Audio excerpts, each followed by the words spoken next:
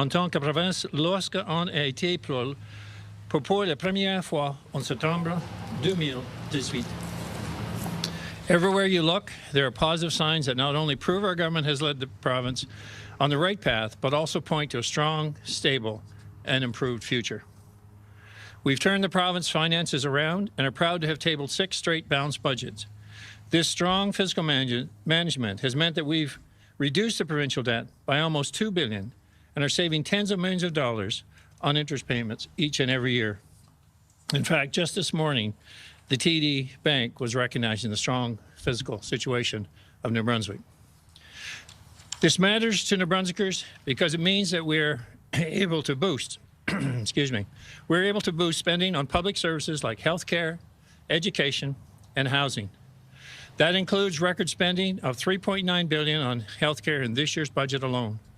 We've been building on healthcare workforce and infrastructure. Today, New Brunswickers can seek the health care they need from 43 collaborative care clinics, as an example. New Brunswickers are benefiting from more physicians than when we were first elected.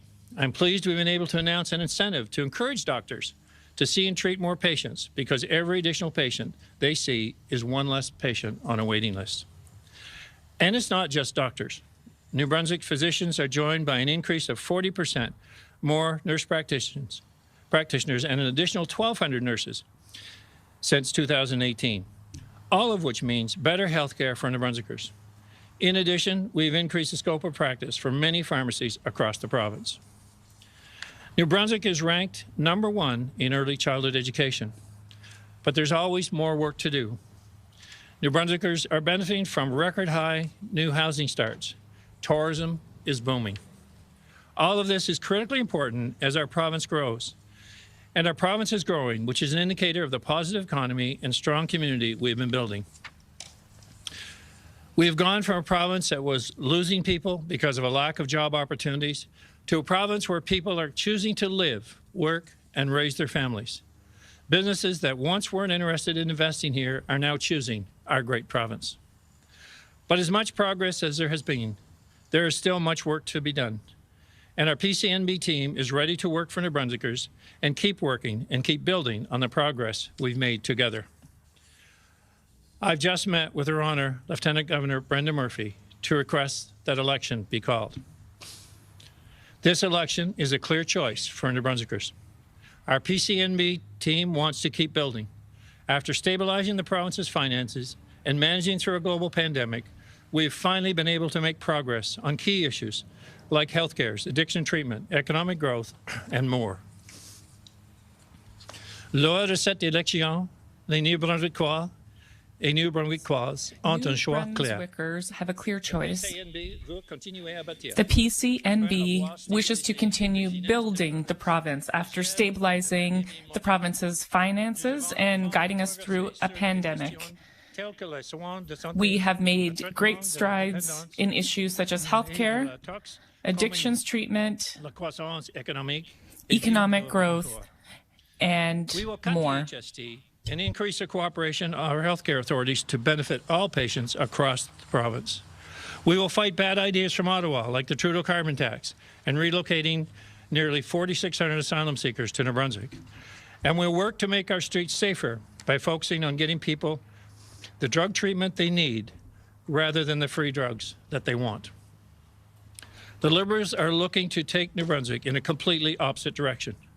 They oppose cutting the HST, are in favor of programs enabling individuals to continue their addiction rather than recover from them. Residents of our urban centres do not want to see more drugs on the street. And as Susan Holt has refused to speak against anything Justin Trudeau has done, including increasing the carbon tax, proposing to send 4,600 asylum seekers to New Brunswick, or claw back on healthcare funding. And now the Green Party has told the media that they are preparing a list of demands that will force Susan Holt to accept in order to get into power. This is a direct page out of the Justin Trudeau Jasmeet Singh playbook.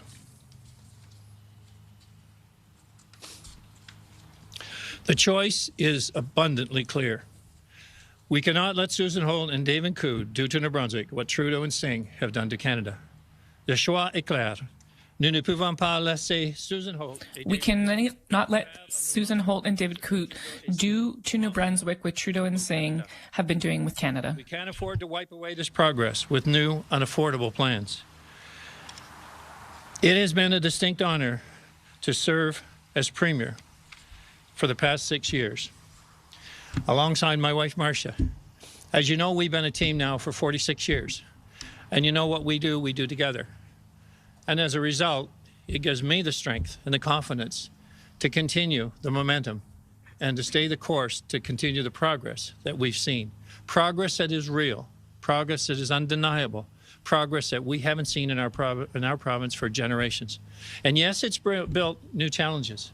We know the housing is a challenge because it's certainly keeping up with the demands that we've seen from roughly 90 to 100,000 people. I think our number's now at about 860,000. And it was like 760,000 back in the 2017-18 timeframe. So our team is excited and united to build a stronger New Brunswick and to keep building on the progress we've made thus far. It's not a time to turn back the page and ignore what progress is being made. It's a time to keep building. Merci beaucoup. Thank you. And I'll now take your questions. Or maybe you have questions for Marcia. Thank you.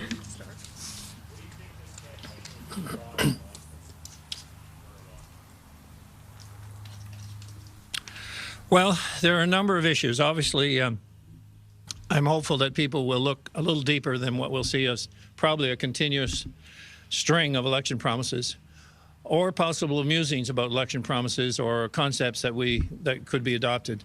You know, many people are posturing during this to create that particular issue.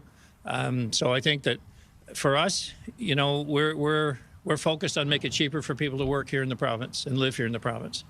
For us, we're looking at better ways to utilize the resources we have so we don't have to increase taxes.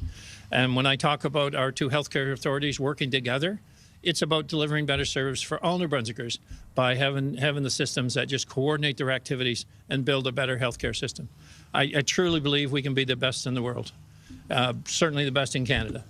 And but we find ways to really maximize our capabilities together. So obviously healthcare is going to be a question, but the point on this is we have a system, we're progressing in the system. We've had 100,000 new people. It's making additional challenges. And I think we have to recognize that growth is creating pain, and it's pain with gain. And I'm hopeful that we will have the support to continue the momentum that we see.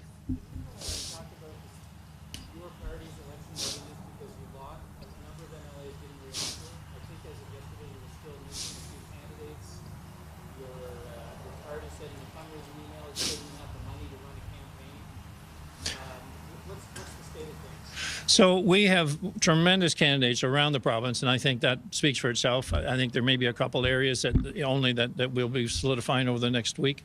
But if you look around the entire province and the candidates that have replaced those that we're not reoffering, or we've decided that it was probably the best thing for both concerned, it basically is we have key candidates in those areas. So looking at the program, the fundraising, and how we go forward, it's a continuous process. And I think in the election, we're always looking to have people support us in meaningful ways, whether it be volunteering or whether it be donating. So through the whole campaign, you know, we'll be speaking about having the right resources to put the message out and people to understand what's at stake here. And I think the issue that we have right now, it's pretty clear what's at stake. I mean, this isn't just, oh, well, it doesn't matter. It really matters. We've seen what's happened in Canada, and we know what'll happen. We know what happened between 14 and 18, and we know what'll happen in a change in government in the next election.